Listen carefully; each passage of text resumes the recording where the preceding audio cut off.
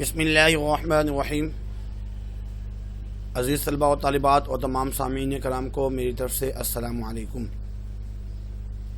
آج انشاءاللہ العزیز formation of All India Muslim league کے بارے میں پڑھیں گے۔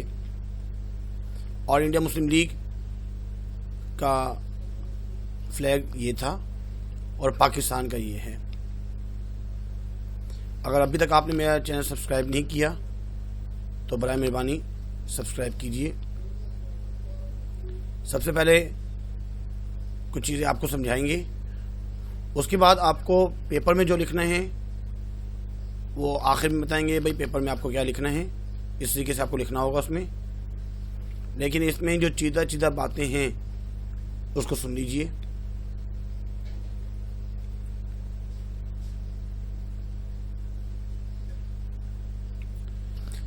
Establishment of All India Muslim League in 1906 1906 میں قیام ہوا اور تمام قائدین اور عمائدین وہ دعا کر رہے ہیں خیر و برکت کی۔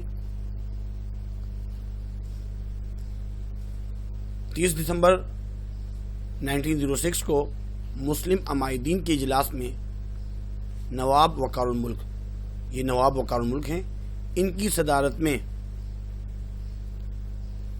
مسلمانوں کی ایک سیاسی جماعت آل انڈیا مسلم لیگ کے قیام کی قرارداد، اب اس قرارداد کو کس نے پیش کیا؟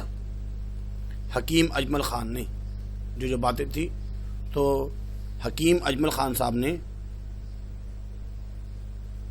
ان کو مسیح الملک بھی کہا جاتا ہے، انہوں نے پیش کی، جس کی تائید مولانا ظفر علی خان اور مولانا محمد علی خان نے کی۔ سر آغا خان ہیں یہ، ان کو آل انڈیا مسلم لیگ کا پہلے پریزیڈنٹ تھے، صدر تھے، اور 19 دسمبر کو آل انڈیا مسلم لیگ کے پہلے باقاعدہ اجلاس میں مسلم لیگ کے آئین کی منظوری دی گئی۔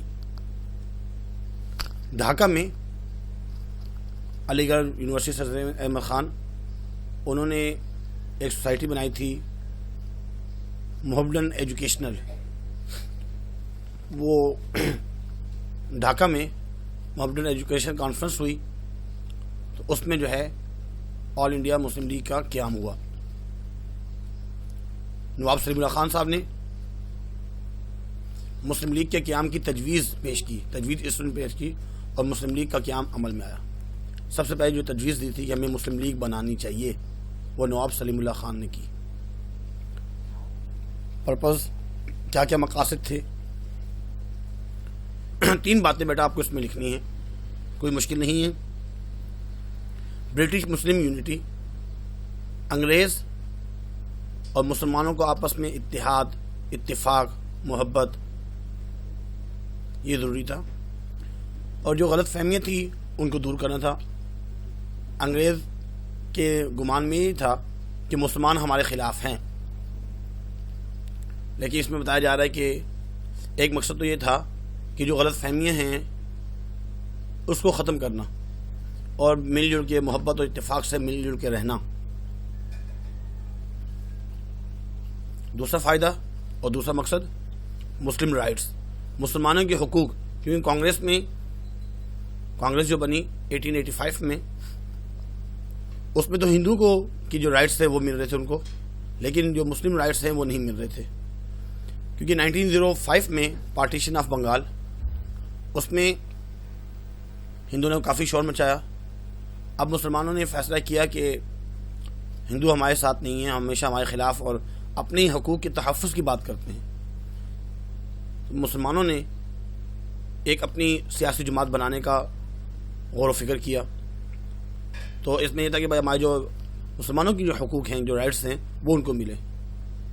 اور تیسرا good relations with other nations, جو دوسری قومیں ہیں ان کے ساتھ دوستانہ تعلقات، جتنے بھی جو دوسرے اقلیت تھے، منورٹیز میں تھے، کم تعداد میں تھے، جیسے سکھ ہو گئے، وہ جو ہے مسلمان، اور دوسرے ہندوؤں کے علاوہ جتنی بھی دوسری قومیں تھیں ان کے ساتھ دوستانہ تعلقات قائم کرنا۔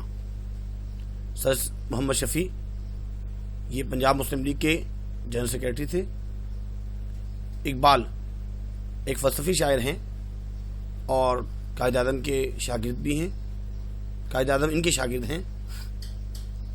انہوں نے نظموں کے ذریعے مسلمانوں کو بیدار کیا.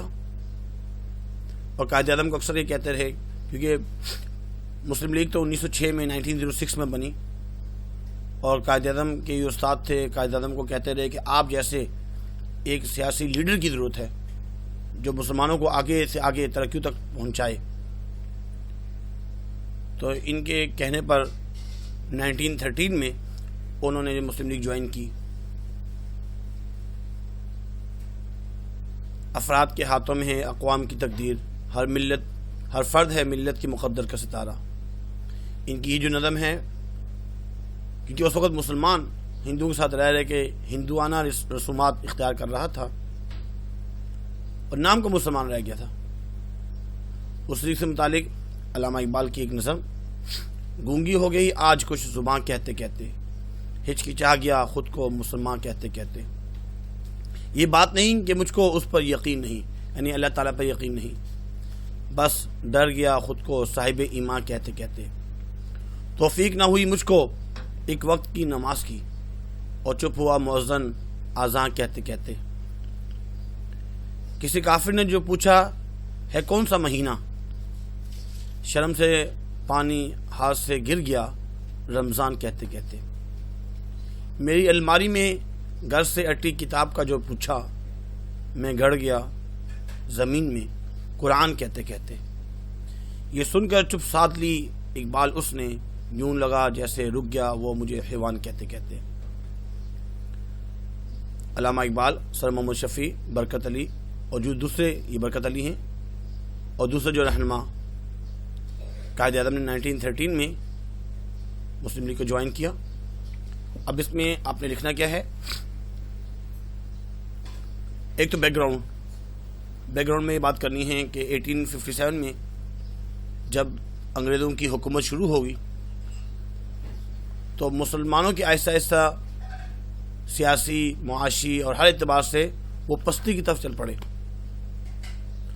اور سر سید احمد خان کی فکر سے کہ کس طریقے سے مسلمانوں کو ترقی دوبارہ ملے اور وہ بحال ہو جائیں، ہر قسم کی پریشانی، وہ معاشی تنگی وہ ختم ہو جائے، تو انہوں نے ماڈرن ڈیفنس ایسوسیشن کا قیام عمل میں ان کا ہے. اس طرح مسلمان ذہنی طور پر اور عملی سیاست کے لیے تیار ہوتے جا رہے تھے. بالآخر جب 1905 میں پارٹیشن آف بنگال ہوا اور اس کے بعد پھر 1906 میں شملہ وفد کے واقعات کے ایک طرف سے الگ تنظیم کا ابتدائیہ ثابت ہوئے. یہ اس کا بیک گراؤنڈ. اس میں آپ نے یہ 3 باتیں لکھنی صرف کہ مسلم لیگ کی جو ہے ایمز اور آبجیکٹیوز کیا ہیں. پہلی تو بات یہ ہے کہ برٹش گورنمنٹ سے جو مسکنسیپشن تھی اس کو ریموو کیا جائے، ختم کیا جائے، اور وفاداری کو ابھارنا، اور جو مسلمانوں کے پولیٹیکل رائٹس ہیں وہ ان کو دیے جائیں، اور the promote among Muslim of India hostility toward other communities. اور جو دوسرے جو لوگ ہیں، اقوام ہیں، ان کے ساتھ اچھا برتاؤ کیا جائے. بس یہ 3 باتیں اس میں آپ نے لکھنی ہیں، کوئی اس میں مشکل نہیں ہے. 3 پوائنٹس یہ ہوتے ہیں اور ایک بیک گراؤنڈ، کیونکہ 4 نمبر کا جو ہے نا کوشچن ہوتا ہے، یہ اکثر جو آتا ہے، تو اس میں ایک بیک گراؤنڈ کا ہو گیا اور 3 جو ہے اس میں آپ نے پوائنٹس لکھ لیے اور ہیڈنگز بنا کے لکھیں گے تو زیادہ اچھا ہے. شارٹ کوشچن آنسر ہے، اکثر آتا رہتا ہے. امید کرتے ہیں کہ آپ کو سمجھ میں آیا ہوگا. آج کے لیے اتنا ہی کافی ہے. اپنا خیال رکھیے گا. اللہ حافظ. جزاک اللہ خیر.